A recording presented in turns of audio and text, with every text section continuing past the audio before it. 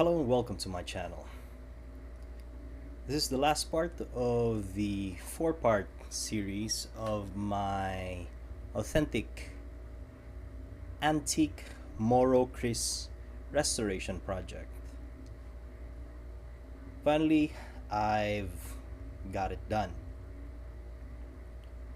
So first off, if anyone doesn't know the history of the Kris, well, it's a Moro weapon, and it was purely in the Mindanao area, or the southern part of the Philippines, that this weapon has flourished, and it was mainly used by the Moro Moro tribesmen. I do not have that details of the individual tribes, but as far as I know, there's the Maranaos. They use the Kris, and the Tausugs, and there's another one that I'm not sure of. Just I'm gonna put it in the description if I can Google that up. But to my knowledge, those were the few tribes. I mean, the main tribes that were using this formidable weapon to defend themselves. This was the primary weapon for defending oneself around those times when swords were the primary weapon for defending yourself. Now it would be more of a, it's still good if your firearms run out, but mostly this would be delegated to a tertiary weapon, just a bladed weapon, because firearms rule the battlefield in this modern times. So finally got it to a point that it is shiny.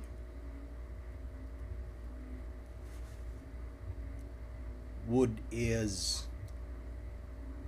well oiled. Everything is even.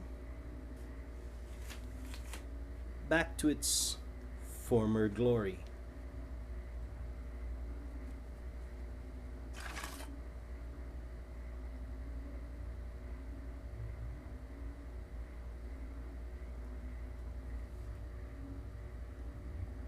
There you go.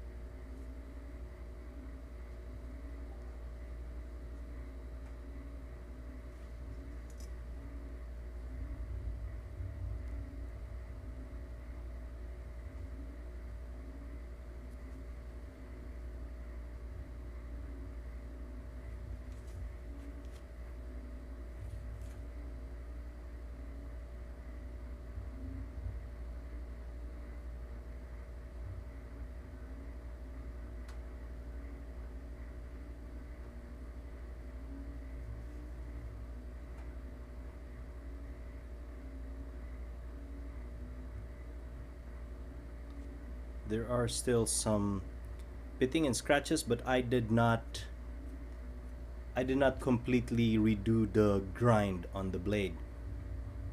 I mean, I left the original grind as is, as much as I can, and I just polished the top portion that had rusting. And that is now the character of the steel used in the sword. There were a few imperfections that I've pointed out in the last video, but I'm gonna point it out here again. This one, see that?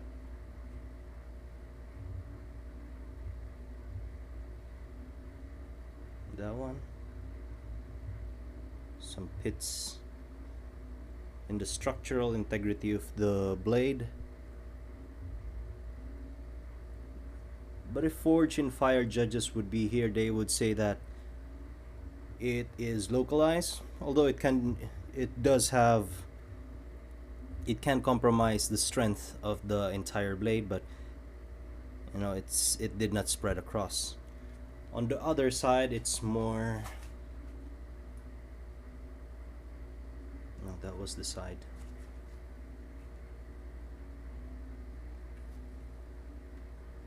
Well, I don't see the cracking as much because I've taken that out with a few light strokes.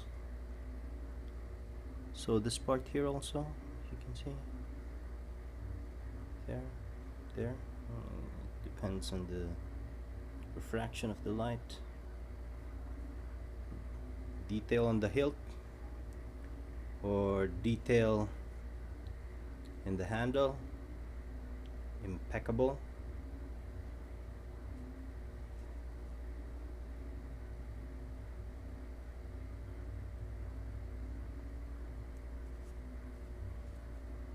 It being an antique,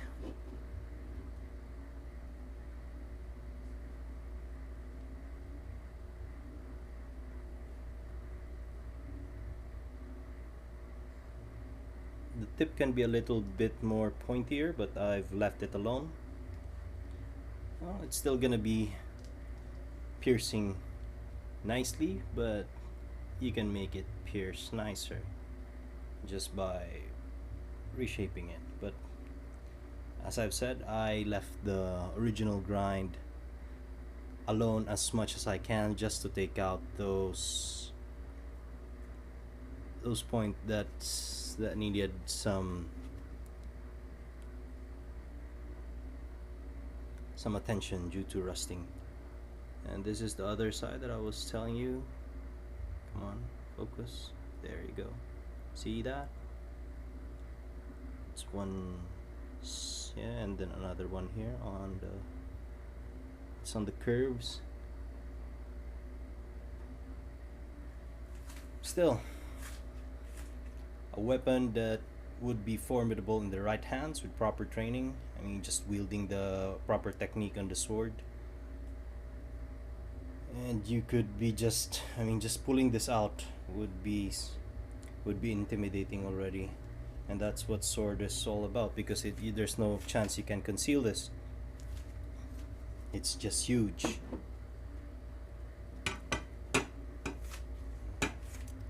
One moment.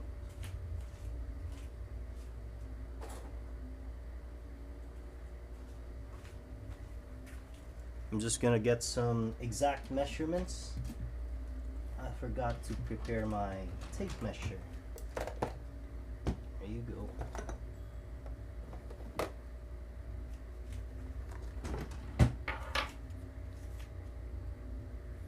So the exact length of this Kris would be.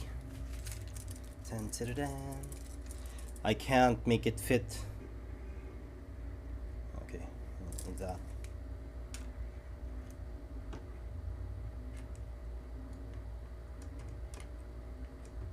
Exact length is from the tip of this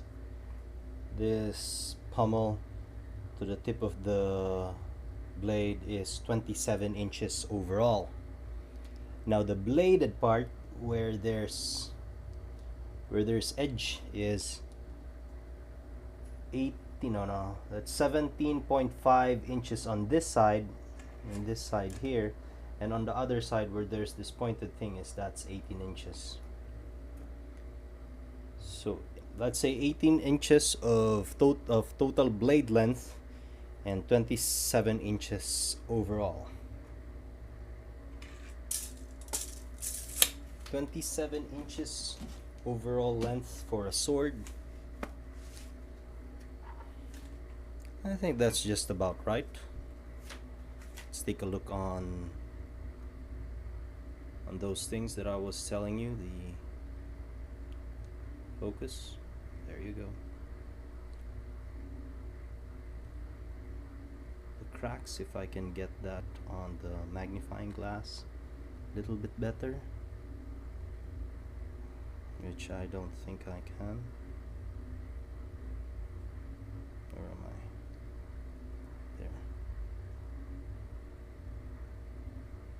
There it is.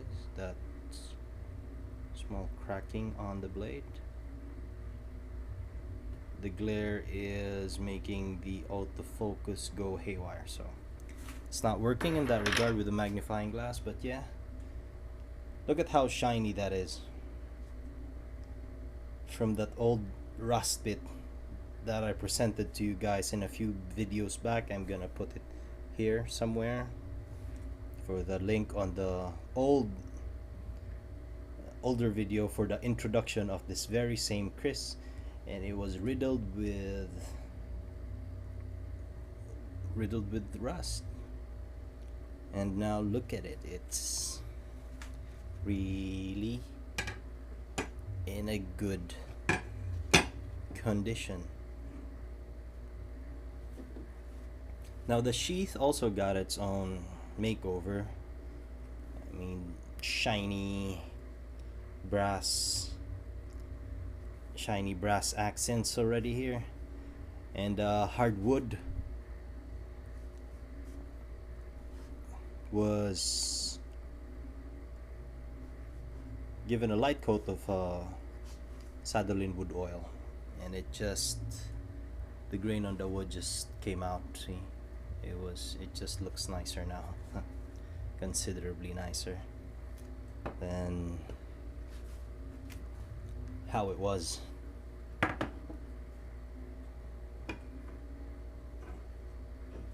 So should I weigh it? I should weigh it, just for kicks. Can you see it? No, there you go.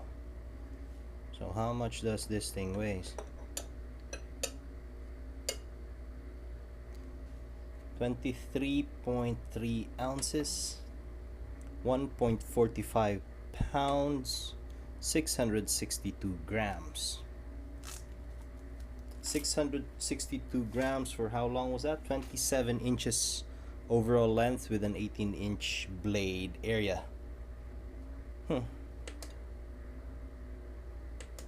662 is something very wieldable, one-handed for a knife. Now, how about with the sheath?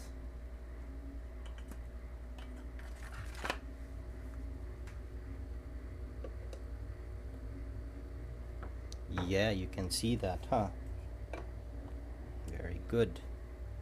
Okay, 38.4 ounces, 2.4 pounds. So it's nearing the... Is it 1 kilo? Yeah, it's over 1 kilo, 1 kilogram. That's 1,090 grams, and it's 1.091 kilograms. So over 1 kilo for the whole thing with the scabbard.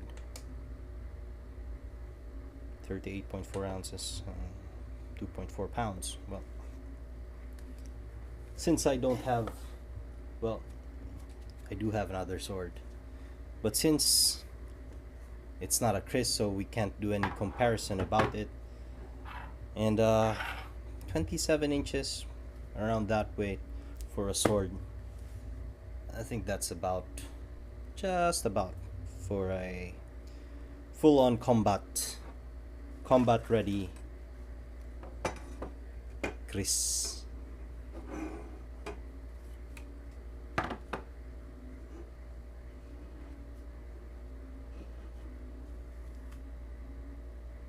I'm so happy with it. I mean, it turned out really well. I thought I was gonna have some trouble with removing the rust spots, because you're gonna be digging into the pit too much and you're gonna be taking out a whole lot of material from the blade. I did not want that, because it's gonna weaken the structural integrity of the entire blade. So I'm thankful that it happened like that. Now it's shiny, and it's got a coat of lithium WD-40 so that rust spots would be minimized. And this is carbon steel, not stainless, I'm sure. So there you have it. hook me up. I mean, let me know if you want these kinds of things, if you want to see these kind of things. I am here in the southern part, so I'm gonna be striving to review the more ethnic roots of blades that we have here in the Philippines. I mean, this is just one of the blades here, and I have it because of the me being in the southern part as well in Davao City. It's gonna be the first, but the Luzon blades, the Visayan blades, they're all magnificent. And the one that killed Ferdinand Magellan, used by Lapu-Lapu, the Campilan.